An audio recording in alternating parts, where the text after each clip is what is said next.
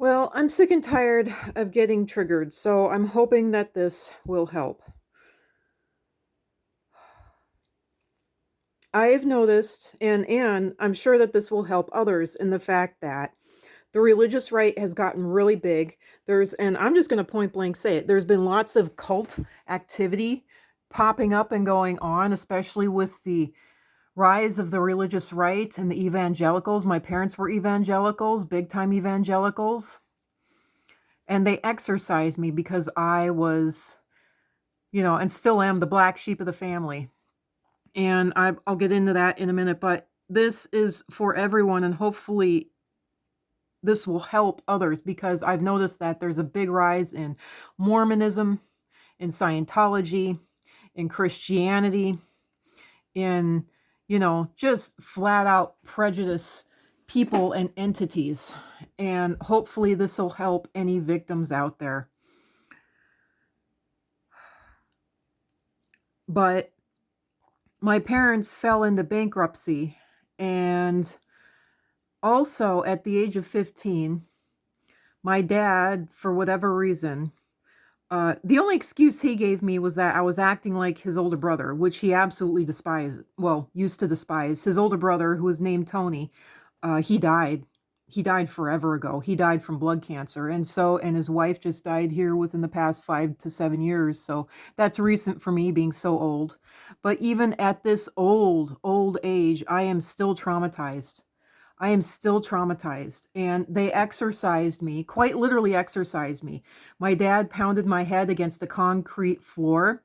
He kneeled on my chest, and I literally heard my rib cage ache and groan like a building that was about to. I didn't know a human body could make that noise, but I literally heard my rib cage groan like a building in a tornado, because I've been in that right before that building is twisted and ripped apart.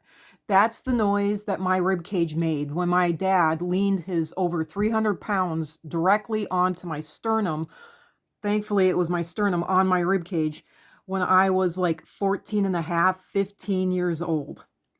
And then he pounded my head against a cement floor, and I lost. You know how they say I'll punch you back into, last week? Well, what they mean by that is you will forget everything, and you'll think that yesterday was 2 weeks ago.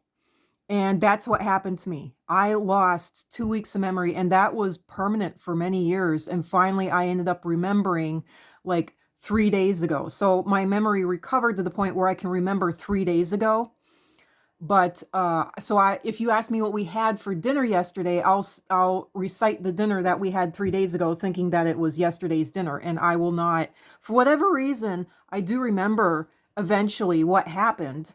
You know, like but it takes 3 days, and thankfully my memory has recovered to the point where last time I even counted it, it was only a day and a half behind. So it takes me experiencing about a day and a half for my memory to finally recall what happened. I can't remember what happened yesterday at dinner, but I can remember the day before. So, that is where my memory has healed to that point. But I'm just saying this right now, and this is from a religious standpoint. This is for all the religious people out there. I'm just saying, the only one, and this is the truth, I've been wanting to say this forever, the only one who can say if you have demons in you, if you're demon possessed, the only one who can say if you're hexed, if you're cursed, if you're damned, if you have bad luck on you, the only person at all who can say if you're blessed, if God has you in their hands, his hands, her hands, if anything is good going on with you, the only person who can say that is you. And this is a running theme that I have found. Women and children are seen, these two parties, women and children, are seen as being demon possessed. I have not seen one fully grown male to be seen as demon possessed. Not one. Across the board, the people who get exorcised are the women and are the children. Even if they're older children, even if they're teenagers like I was, even if they're an older teen like I was, All right. I mean, they even tried to suffocate me in the name of God.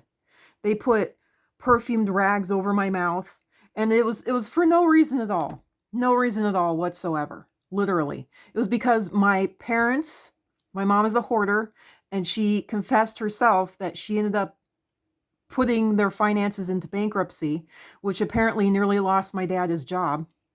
And even though it was the 90s and we had no computers and we had no cell phones and we had no access to any technology at all, it was my fault. I didn't even know how to use a computer until well after the year 2000, after my dad managed to purchase one. But I'm not even going to get into the rest of that. And yes, I did tell the authorities about this. I'm not even going to go into all the horrific abuse that they did to me, because it was ramping up to this. My dad was punching me and kicking me before this. And it was a real toss-up, me being the oldest one and my brother being the youngest one. It was a real toss-up between who he would pick on the worst. But my sister was the loudest one. She was the middle child, and strangely enough, she actually feels bad for, quote, being neglected. You know, she's one of these people that likes to play the victim card big time. She really plays the victim card, like holy hell. You know, she's the one that ran around, got pregnant, and then she blamed it on mom and dad, you know, which is absolutely unbelievable. And then she ended up horrifically verbally abusing me for me stepping in and taking care of her child when she had gotten pregnant at like 17 and a half, 18. And I, being older, at least, you know, 4 years older than her, 4 or 5 years older, I had to step in and take care of her kid for her. You know, I mean, she literally had a C-section. Her guts were falling out. It was horrific. She nearly died. And then my dad had to bring the infant, which was dying because we couldn't keep her alive. She kept on having problems. Everything. He ended up screaming at her for not breastfeeding. Literally spending a full day of screaming, bellowing at the top of his lungs for her not being able to breastfeed because she was busy dying. You know, so I had to take care of my niece for 12 years, the first 12 years of her life. It was more like 14, but literally. And yet I was the bad guy. I was the deadbeat. Literally. So, but yeah, just to bring it back to because I'm still triggered by this. I'm still triggered by all of this. Because to this day, I was exercised because I'm asexual, I'm gay, I wasn't getting good grades in school. Jesus, what else? Because, you know, it wasn't because I was too masculine. They didn't like the fact that I was being too feminine. They hated the fact that I was being feminine. They wanted a masculine. They wanted a boy. They wanted a boy. They wanted me to act more masculine. That's the thing. And I wanted to act more feminine. I wanted to be my female self. I wanted to enjoy makeup. I wanted to enjoy jewelry. I wanted to enjoy dresses, but they didn't want that. My parents didn't want that. And because of that, I was demon possessed. Because of that, and because I looked like my mom, suddenly I was dangerous and I was evil and I was demon possessed. And they had to exorcise me.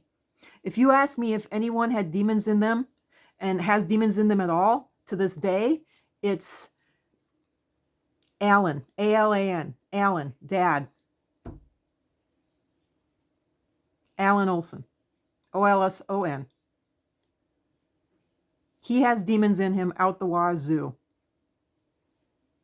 And if anyone deserves to be shot or exorcised, it's him. It is him. My mom's willing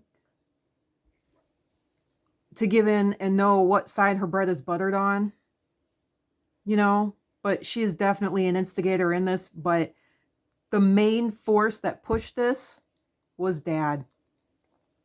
And this is at the 10-minute mark, so I have to cut it off. So maybe that's good. I don't know. I want to say more. You're not demon possessed. The person that wants to exorcise you is. They are the evil. They are the evil. Period. The one that wants to exorcise you is evil. Remember that. You are not. They are. The end. Period.